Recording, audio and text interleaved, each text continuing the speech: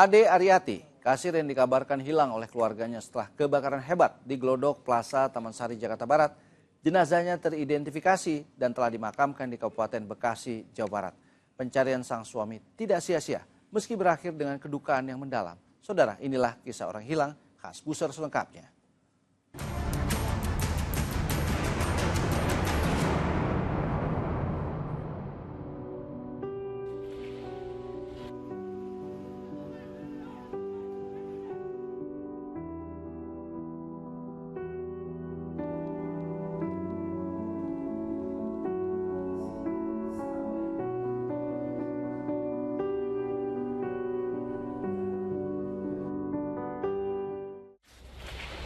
Kebakaran hebat meluluh lantakan 3 lantai gedung Glodok Plaza, Taman Sari, Jakarta Barat, 15 Januari lalu.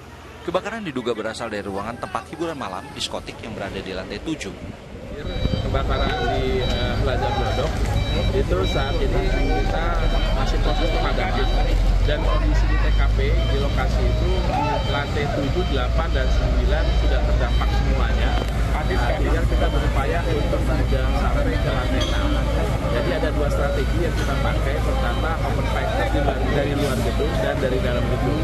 Kalau dari luar gedung kita menggunakan fire stick, ada 3 unit fire stick sama motor skylight 1. Nah, kemudian anggota juga masuk ke dalam dengan menggunakan breathing apparatus dan peralatan APD lengkap. Jadi kita berupaya dua-duanya agar tidak terjadi. Pihak kepolisian Polres Metro Jakarta Barat dan Polsek Taman Sari memeriksa sejumlah saksi, mulai dari petugas security, teknisi hingga manajemen diskotik. 14 orang dikabarkan hilang saat kejadian kebakaran itu. Untuk jenazah yang sudah dievakuasi baru 5, yang 1 ada di atas belum kita evakuasi. Kendalanya apa dan belum bisa dievakuasi? Itu tadi aksesnya, karena ada lantai 9 itu kan runtuh turun ke bawah, jadi untuk masuk ke situ harus kita bongkar dulu baru bisa masuk. Sejumlah kantong jenazah korban dari kebakaran Glodok Plaza dikirim ke Rumah Sakit Polri Kramat Jati, Jakarta Timur. Ade Aryati yang bekerja sebagai kasir di Glodok Plaza Taman Sari, Jakarta Barat tidak ada kabarnya setelah kebakaran terjadi. Orang tua Ade yang khawatir minta anak-anaknya untuk mencari keberadaan Ade. Keluarga pun mendatangi Rumah Sakit Polri Kramat Jati, Jakarta Timur. Kita kan sempat namanya posisi adik itu kan kerja lagi posisi kerja, maksudnya kan kita posisi langsung dari TKP gitu. Makanya kita dapat kabar dari orang tua juga kan dia lagi posisi dalam keadaan kerja. Nggak saat kita mungkin dia libur kan kita nggak mungkin Kerja di mana Pak? Boleh di Tiara. Tiaranya itu ya. Dia usianya berapa? Dia kurang lebih 29. Sebagai apa Pak kalau boleh tahu? Jauhari, suami Ade Aryati mengaku, saat sebelum peristiwa kebakaran, istrinya sempat memberikan nasihat kepadanya untuk selalu hati-hati saat bekerja. Jujur, kebetulan saya juga di hari itu kan saya ada kerjaan juga lagi banyak. Saya tuh udah dari maghrib tuh saya WA sama dia tuh masih komunikasi masih lancar saja. Gitu. Sampai jam 9 pun dia masih nasihatin saya untuk ayah kerjanya hati-hati, kamu jangan lupa makan. Itu sih. Saya dapat kabarnya pun itu jam sekitar, karena HP saya dicas kan di kantor kan. Saya dapat kabar jam 11 ya, jam 11 malam? Jam 11 malam. Pada hari Rabu itu? Iya. Saya langsung kalap, langsung kabur dari tempat saya kerja, langsung menuju lokasi. Saya berusaha untuk masuk, ditahan sama petugas. Rabu malam 15 Januari 2025, Jauhari, suami Ade Aryati, sempat mendapat telepon dari istrinya yang mengabarkan ada kebakaran di tempat dia bekerja. Saat itu, Jauhari langsung meluncur ke lokasi tempat istrinya bekerja. Saya berharap sih dia masih ada Pak, karena dia keluar rumah itu niatnya kerja. Dia bantu saya cari nafkah. Kalau untuk anak Bang? Anak sih nanya mulu, bunda mana? Kemudian saya bilang bunda lagi lembur. Ya emang kemarin kan berita kebakaran segala macam, itu ngeliat teman-temannya, bahkan sampai anak pun ngomong itu bukan kerjaan bunda aku, itu video editan gitu. Anak sih masih percaya bundanya masih ada sih. Selama sepekan, Johari terus-menerus mendatangi lokasi kebakaran lantaran keberadaan sang istri tidak kunjung ditemukan. Johari rela meninggalkan pekerjaannya di kawasan Pluit, Jakarta Utara agar mendapat kepastian kondisi dan keberadaan istrinya. Dari kesini sih tetap mencari kepastian istri saya ya, yang dari hari H itu sampai sekarang belum ada penemuan gitu ya. Kalau ya intinya saya berharap istri saya tuh masih ada gitu ya. Berapa kali itu Pak? Sejak kebakaran? Kalau dihitung dari itu sih sampai sekarang sih kurang lebih 7 hari ya. 7 hari saya masih stay di sini.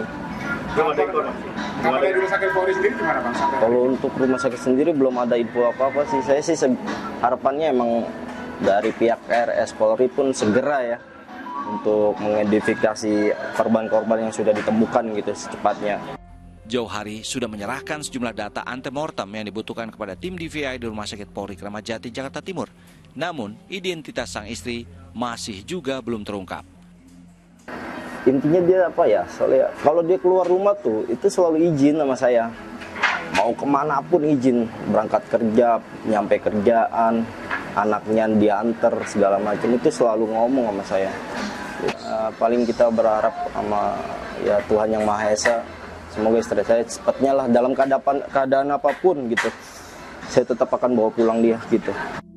Tim DVI Rumah Sakit Polri Kramat Jati, Jakarta Timur kembali mengidentifikasi 3 jenazah korban kebakaran Glodok Plaza, Jakarta Barat 31 Januari lalu. Ketiga jenazah teridentifikasi melalui DNA. B. Body part pada kantong jenazah nomor PMJ Glodok 009 dan body part dengan nomor PMJ Glodok 0010 cocok dengan data nomor 12 teridentifikasi sebagai Ade Aryati, perempuan 30 tahun, beralamat Jalan Budi Mulia nomor 9A pada Magelang Barat, Jakarta Utara. Juga teridentifikasi berdasarkan pemeriksaan DNA. Isak tangis tak terbendung dari keluarga korban saat proses pencerahan jenazah di depan ruang instalasi forensik Rumah Sakit Polri Kramat Jati, Jakarta Timur. Suami korban Ade Aryati nampak benar-benar terpukul, tak kuasa menahan tangis di dekat jenazah istrinya yang menjadi salah satu korban di tempatnya bekerja.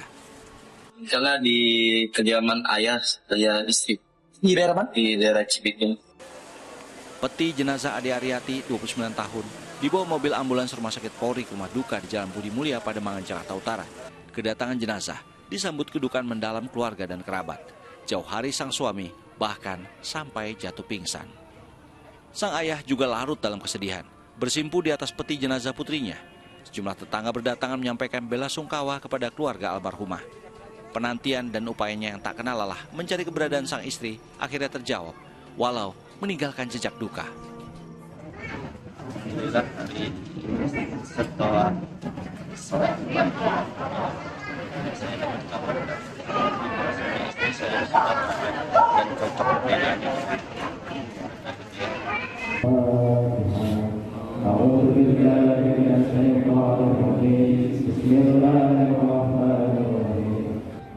Setelah disolatkan di Musola Nurul Hidayah, jenazah Ade Aryati dibawa ke Cibitung, Kabupaten Bekasi, Jawa Barat untuk dimakamkan. Sejumlah anggota keluarga, tetangga dan kerabat ikut mengantar almarhumah ke tempat peristirahatannya yang terakhir. Jasad Ade Aryati dimakamkan di TPU Ki Uyut Mubin di Kampung Salang Nangka, Cibitung, Kabupaten Bekasi, Jawa Barat. Kepergian Ade Aryati menuju keharibaan Yang Maha Kuasa menyisakan kesedihan yang tak bertepi bagi keluarga.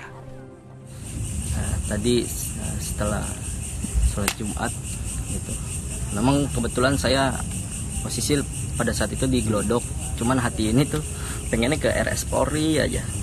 Saya samperin ke sana dan alhamdulillah pas nyampe sono langsung ditelepon sama pihak DPI bahwasanya ada pencocokan DNA atas nama istri gitu.